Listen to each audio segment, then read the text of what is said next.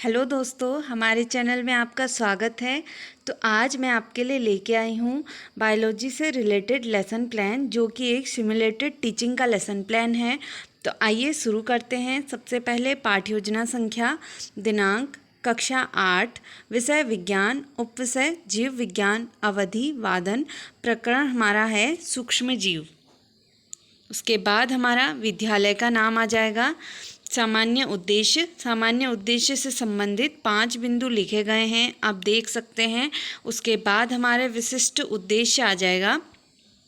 पहला ज्ञानात्मक, दूसरा बोधात्मक, प्रयोगात्मक, विश्लेषणात्मक, संश्लेषणात्मक और अंतिम विशिष्ट उद्देश्य होगा मूल्यांकन का। छात्र छात्राएं सूक्ष्म जीव से सीखे गए ज्ञान का मूल्यांकन कर सकेंगे। विशिष्ट उद्देश्य के बाद हमारी शिक्षण सहायक सामग्री आ जाएगी। पॉइंटर, चार्ट, डस्टर, चौक आदि। पूर्व ज्ञान, छात्र छात्राएं सूक्ष्म जीव के बारे में सामान्य जानकारी रखते हैं। उसके बाद हमारे प्रस्तावना प्रश्न आ जाएंगे।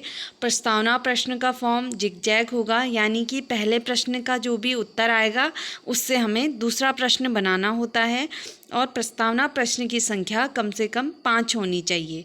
तो आइए देखते हैं। पहला, दूषित भोजन व पानी से क्या होता है? तो बच्चे उत्तर करेंगे बीमारियां। दूसरा, कुछ बीमारियों के नाम बताओ। तो बच्चे उत्तर करेंगे खांसी, जुखाम, हैजा आदि।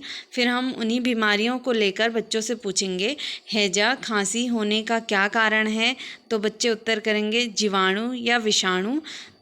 तो हम चौथा प्रश्न, विषाणु जीवाणु को क्या कहते हैं? तो बच्चे उत्तर करेंगे सूक्ष्म जीव। फिर हमारा अंतिम और 5वां प्रश्न आएगा, सूक्ष्म जीव से आप क्या समझते हैं? तो यह बच्चों के लिए समस्यात्मक प्रश्न हो जाएगा, जिसका उत्तर अस्पष्ट रहेगा।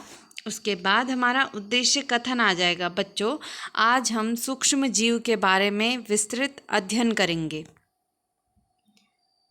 उद्देश्य कथन के बाद हमारी प्रस्तुतिकरण आ जाएगी। आप देख सकते हैं प्रस्तुतिकरण की टेबल इस प्रकार से बनेगी। इसमें बहुत सारे कॉलम हैं, अलग अलग शिक्षण बिंदु, व्यवहारगत, प्राप्त उद्देश्य, छात्राध्यापक या छात्राध्यापिका क्रिया, छात्र छात्रा क्रिया, शिक्षण विधि, शिक्षण सहायक सामग्री या श्यामपट्ट कार्य, और अंतिम कॉलम बनेगा मूल्यांकन का।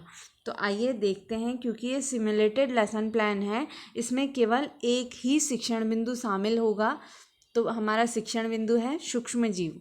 तो हम सबसे पहले बच्चों से विकासात्मक प्रश्न करेंगे। पहला प्रश्न, दूषित जल व भोजन से क्या होता है? तो बच्चे उत्तर करेंगे अनेक प्रकार की बीमारियां होती हैं। दूसरा प्रश्न, बीमारियों के होने का मुख्य कारण क्या है?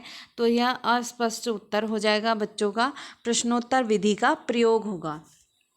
उसके बाद हम अपना स्पष्टीकरण देंगे।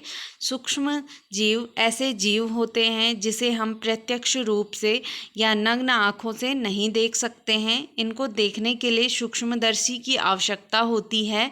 ऐसे जीवों को विज्ञान की भाषा में माइक्रो ऑर्गेनिज्म कहा जाता है। यह जल, मिट्टी, वायु, पौधे, यहाँ तक कि मानव शरीर में भी लाखों की संख्या में उपस्थित होते हैं। सूक्ष्म जीव उस स्थान पर भी पाए जाते हैं जहाँ जीवन संभव नहीं होता है। इन्हें सर्वव्यापी कहा जाता है।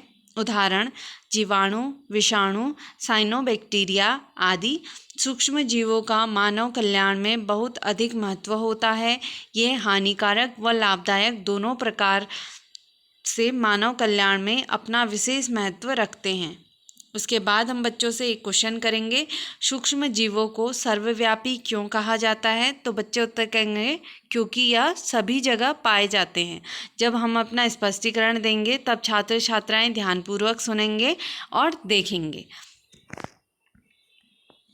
उसके बाद हमारा जो चार्ट का सूक्ष्म रूप है उसे हम श्यामपट्ट से ऊपर को लगाएंगे। इसमें एरो लगा के दिखाया गया है, आप देख सकते हैं। हमने अपना चार्ट का सूक्ष्म रूप नीचे लगा दिया है। तो आप इस सूक्ष्म रूप को श्यामपट्ट से ऊपर लगाइएगा, और जो श्यामपट्ट कार्य है उसे चार्ट के नीचे लगाइएगा। उसके बाद हम बच्चों को सारांश देंगे। सूक्ष्म जीवों को नग्न आँखों से नहीं देखा जा सकता, इन्हें सूक्ष्मदर्शी की सहायता से देखा जाता है। ये लाभदायक व हानिकारक दोनों प्रकार के होते हैं। उसके बाद छात्र छात्राएं सीखे गए ज्ञान का प्रयोग कर सकेंगे। हमारे मूल्यांकन प्रश्न आ जाएंगे। पहला प्रश्न, सूक्ष्म जीवों को किस यंत्र द्वारा देखा जाता है? दूसरा प्रश्न, सूक्ष्म जीवों के उदाहरण बताओ। तो बच्चे उत्तर करेंगे। ये हमारी प्रस्तुतिकरण हो गई। उसके बाद लिखित एवं निरीक्षण कार्य आ जाएगा।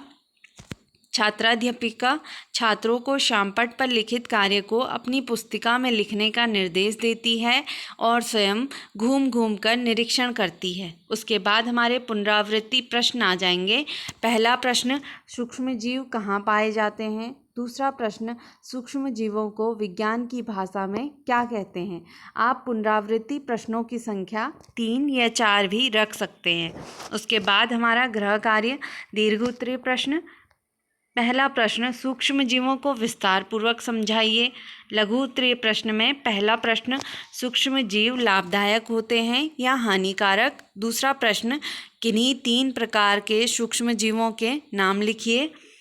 अति लघु उत्तरीय प्रश्न में पहला प्रश्न, सूक्ष्म जीवों को ... भी कहा जाता है। दूसरा, सूक्ष्म जीवों को ... द्वारा देखा जाता है। तो मैं आशा करती हूँ कि आपको हमारी पाठ्य योजना पसंद आई होगी। अगर आपको हमारी वीडियो पसंद आई है तो प्लीज़ वीडियो को लाइक कीजिए, ज़्यादा से ज़्यादा शेयर कीजिए और हमारे चैनल को सब्सक्राइब कीजिए। Thank you.